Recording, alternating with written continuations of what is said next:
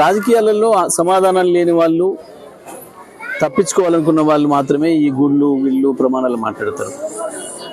రేవంత్ రెడ్డి, బండి సంజయ్ల గుళ్ళ ప్రమాణాలు మనం చాలా చూసినాం.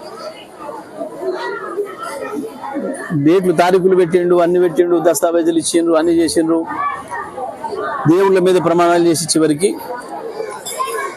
ఏం చేసారో మనకు తెలుసు.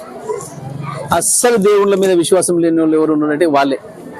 ఈ దేవుళ్ళ గురించి ఎక్కువ మాట్లాడేటోళ్ళే దేవుళ్ళ మీద విశ్వాసం లేని వాళ్ళు. వీళ్ళు ఉంటే అట్లా మాట్లాడారు. వాస్తవానికి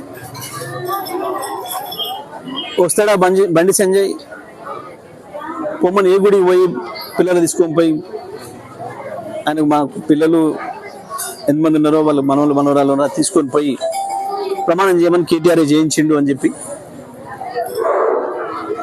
కేటీఆర్ఏ ఈ ట్యాపింగ్ చేయించిన ప్రమాణం చేయమని బండి సంజయ్ చూద్దాం. ఎందుకు చెత్త మాటలు, చెత్త ముచ్చట్లు? ఏదైనా ఉంటే బాధ్యత ఉండాలి, బాధ్యత మాటలు ఉండాలి తప్ప ఈ చిల్లర మాటలు, బూతు మాటలతోని ప్రజల కడుపులు నిండవు.